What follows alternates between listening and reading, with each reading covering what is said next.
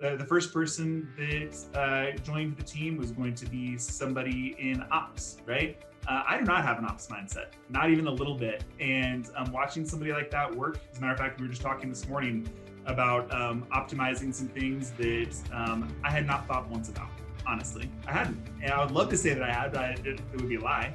Anyway, just kind of watching her go and watching somebody taking a broker role, which is what I served as for a very long time, and just absolutely crushing it, better than I could have done otherwise.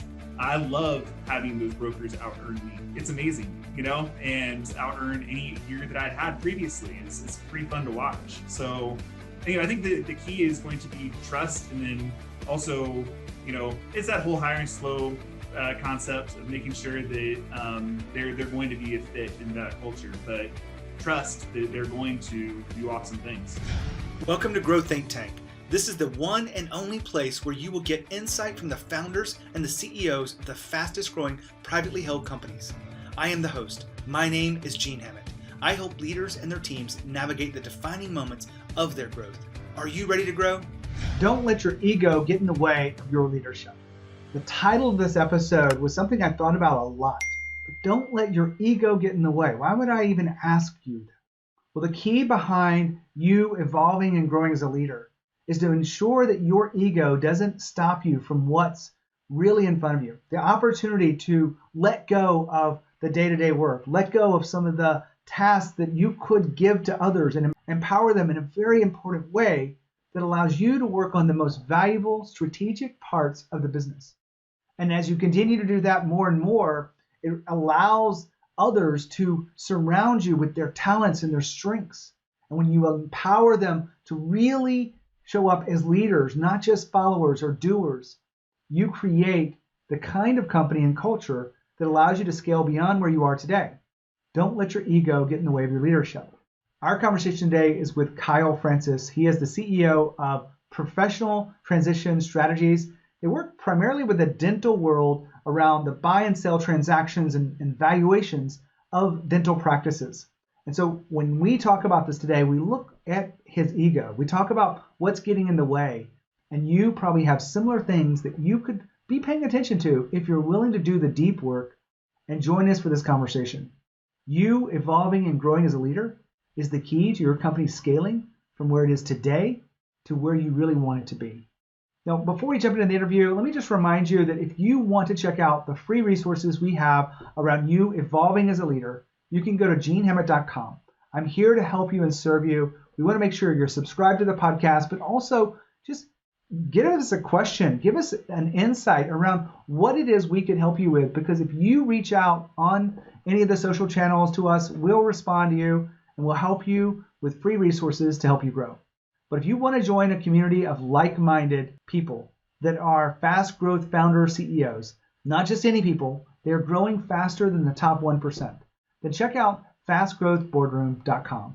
Inside fastgrowthboardroom.com is a community of fast growth leaders, founder CEOs, and presidents that really want to encourage each other and empathize with each other as they journey the evolution of leadership and growing their companies. This is what we do. If you want to check that out, absolutely free to apply, but you must be on the Inc. 5000. Just go to fastgrowthboardroom.com. Now here's the interview with Kyle. Kyle, how are you? Great. How are you doing? Fantastic. Excited to have you on Grow Think Tank to talk about leadership and culture and growing a company fast.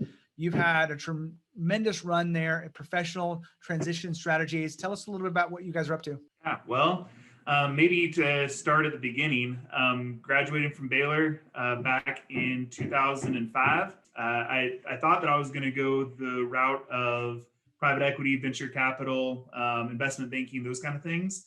As I started to see the way that those folks live their lives, I just knew that it wasn't quite my cup of tea. I didn't want to work 100-hour work weeks. I didn't want to be gone 200 days a year, those kind of things. But I really loved that type of work. And so the other way of getting involved in that type of work is to specialize in an industry. So very few people believe me whenever I say it, but I actually took a couple hundred interviews outside of Baylor to try to figure out where I wanted to be. I had no connection to dentistry at all, but found this funny little world of little tiny entrepreneurs that I figured I could help, maybe even a fair amount. So I started selling equipment to them. I've got a baby face and I wasn't being taken very seriously. So slowly but surely, I started to do contract work. I would do lease renegotiations, buy-sell agreements, associateship placements, really anything I could get my hands on, so that people would take me seriously as a young kid out of school. By 2007, I was getting more calls for that than anything else. So I started up a company to do transitions work for dentists, and slowly kind of found my way, eating myself up the food chain, which was instead of working with $1 million businesses, suddenly it was $10 million businesses. And that's, I guess, where we're up to right now is that we are working with, any one time, I guess, working with about 100 or so clinicians across the country, average deal size of kind of in the million to 15 million range, but trying to make a dentist or a difference in the dentist lives that we work with. I have had so many conversations with people about niching down, and you have just proven to me, and again, that it's hard to make a name for yourself when you just like do all things for all people. But you chose an industry after some real deep research, and you've created, a force of nature, if you will, within what you're doing right now. So you've proven me right by this niching approach. Well, that's my entire job, was to prove you right. That's what I thought. So, yeah, I think I would love to say there was that grand plan of that's the reason that I was doing it. I just figured that I could make a difference there, and it just kind of ended up working out pretty nicely, and found a consolidating industry that's kind of working very, very well with what I'm doing. Well, I did mergers and acquisitions right out of college, so you kept with it, and you probably get the viewpoint of a lot of businesses. You see what works and what doesn't work as it relates to leadership and culture, just like I do. You're going in there helping people sell. I've always had this kind of theory around selling and get the most value for your company. What do you think the core elements of any business that wants to sell getting the most value for their company is? Probably the biggest thing to look at is going to be what is value in the first place, right? And I think that value equation can be different for lots of different folks. Sometimes that just means the biggest dollar value day one. Sometimes that means the best structure going forward to have them live the type of life that they want to live. Sometimes they're a growth junkie and they really want to figure out a way to leverage better and to have capital partners to help them grow. So I guess first things first is understanding where the value lies, and then try to find the right transaction that ends up aligning with those objectives. Sometimes it's a very simple thing, right? And sometimes you kind of have to put them on the couch and be a psychologist for them and help them understand what that is. But overall, yeah, I think understanding what the value is probably the biggest thing to work on. Kyle, you came here to talk about not just what you're doing there with dental services and the transactions that you help them through buy and sell, but to really talk about your own development as a leader and specifically developing your executive leadership team.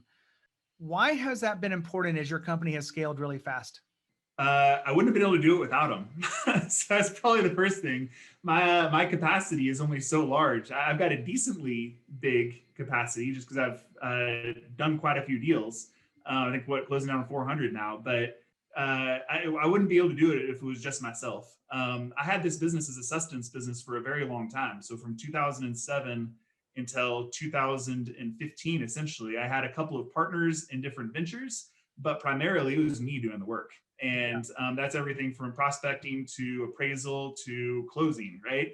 Once I figured out that it was probably my ego that was driving that more than anything else, that was the time that I decided, hey, maybe I can actually scale this with people who are better at different things than I am. And once they have the trust to do it, then just allowing them to go out and do amazing things is key. So I wouldn't be able to do it without them, for starters.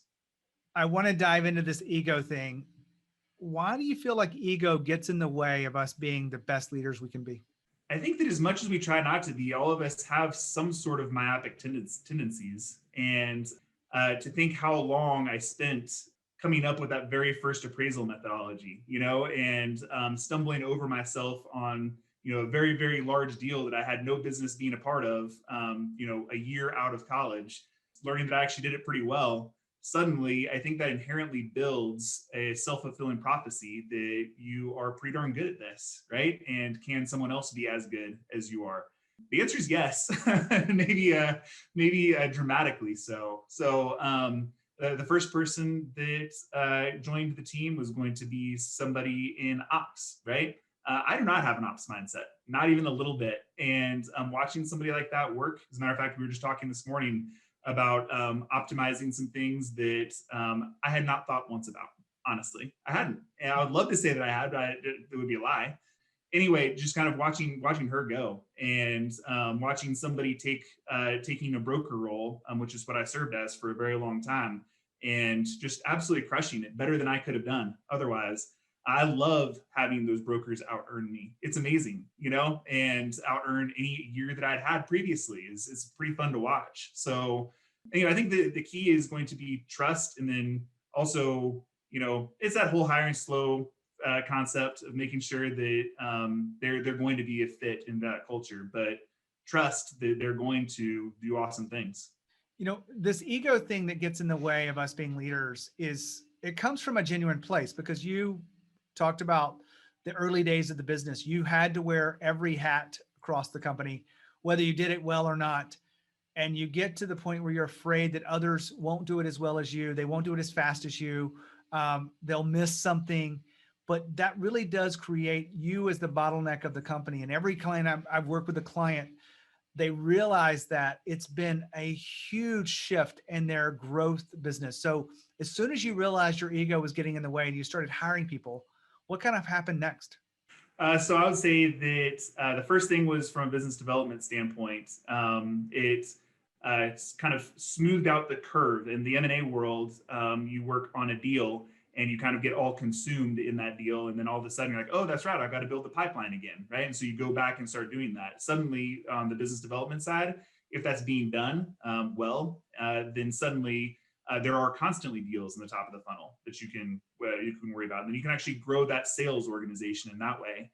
The scariest one for me personally was the valuations person to come on board and do the appraisals, because I thought that I saw a lot of other appraisals that other people were doing, and I thought that I was pretty darn great at it. And then watching Jennifer go to town, who's our in-house CPA, man, she is amazing. The new analyst that we just brought on board to help her, I mean, they're both great at this, better than I was. Hard for me to say still, but it is. They're legitimately better.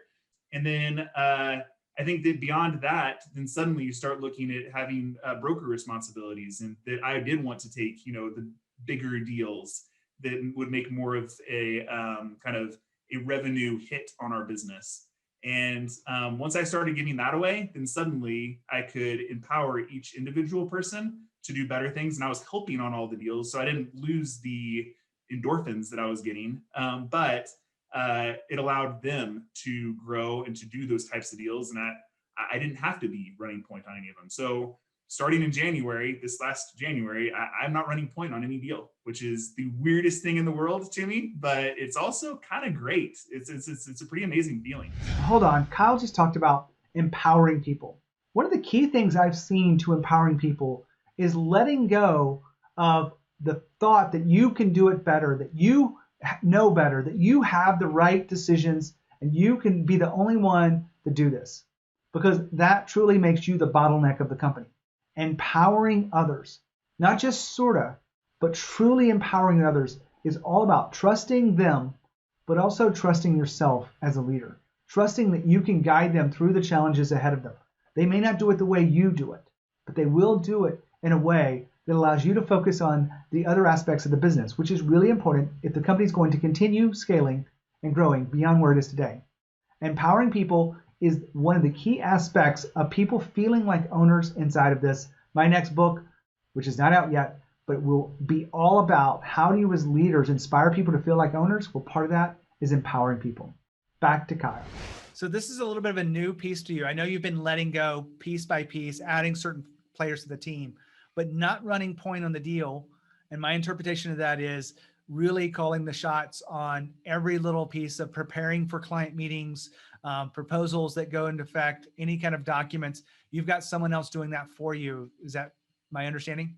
Yeah, exactly. And so not being intimately involved also means that you are entrusting that broker, that representative, to be what you were, and I think that sometimes, I mean, yeah, I can always nitpick, but I can also nitpick myself, right? Like, oh man, I wish we would have handled this better. that was also true whenever I was the broker, as the running the point person. So it's not 100% of the time, but I'll tell you what, like if you hire right and you empower them, then they'll be just as effective as you could have been. And by each one of them being as effective as you could have been, you can handle, call it 10 times the amount of the business that you could otherwise, because there's 10 people running that exact same role simultaneously. Now, I hear this quite a bit, so I appreciate you sharing with us, but I want to kind of go into today's time and really looking at the moment you're in right now, because a lot of people who are used to holding on to things and now they have key people in place, they're empowering them, they kind of get confused about what they should spend their time on. Did you go through any of that confusion, or did it just naturally fill up with the more valuable stuff that you have to do as a CEO of a company? I probably waited a little too long. And so I would say that there were so many things that were being backlogged for me that were important things for me to be focusing on, but I didn't have the time to do it. So I think suddenly by freeing up that amount of time, there were plenty of things to fill it right back up with that really there weren't other people in the company to be able to do those things. And so I was just able to focus on more valuable tasks, and not that the revenue generation tasks are unimportant. They're incredibly important, but from a strategy standpoint and from, hiring and retaining amazing talent, and making sure from a fiscal standpoint that we're on a really, really, really great road. And all those different things that just kind of get thrown to the back end of my priority list whenever I'm servicing a client. Suddenly I'm opened up to do all of those things. Hold on. Kyle just said something really important. He said, I waited too long. Have you ever gone through any big change in your business and realized you waited too long? Well, how do you avoid that? The question is, do you have time to think about the things that you are avoiding right now that you might be waiting too long on? Maybe it's empowering others. Maybe it's really optimizing the executive leadership team. Maybe it's a big pivot that's right in front of you and you waited too long. But a lot of people can look back on these decisions and say they waited too long.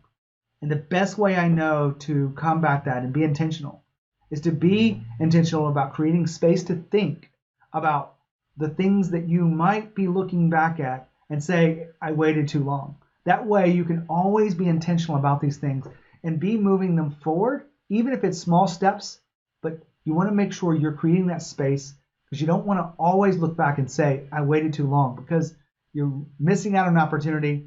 You might even lose key people if you wait too long, and you're missing out on really capturing the market if you wait too long. Back to Kyle. Now, you've got a fairly small team, about 20 full-time employees. You have an executive team that supports you through the different aspects of the business?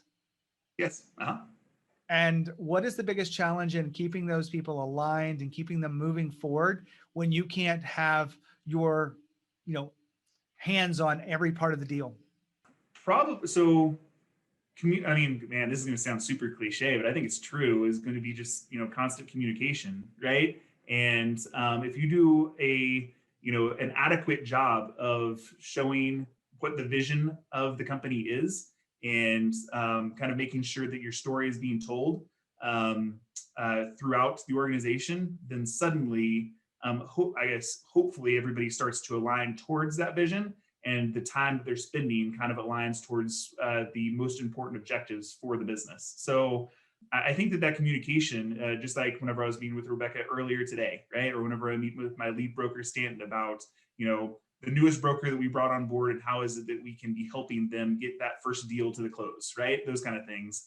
I think that all of those interactions kind of should help promote that initial vision that you put into place. You have the small team, they're working well together. When did you start thinking about culture as a really important piece to how your company would perform and serve your clients? After the first two hires. So the first two hires, we were having so much fun together, and it was just me for so long on my own. I was having a blast, and I hope that they were having a great time too. They say they were. And I think that having the same feeling kind of seep through the rest of the folks that we hired was super important. So as we hired that first administrative assistant, right? And as we hired that first business development person, or, that next broker, that was the biggest thing we hired for, was culture, and making sure that we thought that they were going to be able to plug in to what we were. Not that we're all the same by any stretch of the imagination, but that they were going to bring a kind of a unique aspect of themselves to an already thriving culture. We hire for culture, and that is kind of period, end of statement. We do not hire for skill set, hardly at all. I mean, like, it's nice. The other stuff I considered icing. It's not cake. The cake is the culture stuff. Kyle, you must have been listening to some of my shows, because one of the biggest mistakes that leaders make when I ask them this question around their mistakes is they hired for skill set, not for culture fit.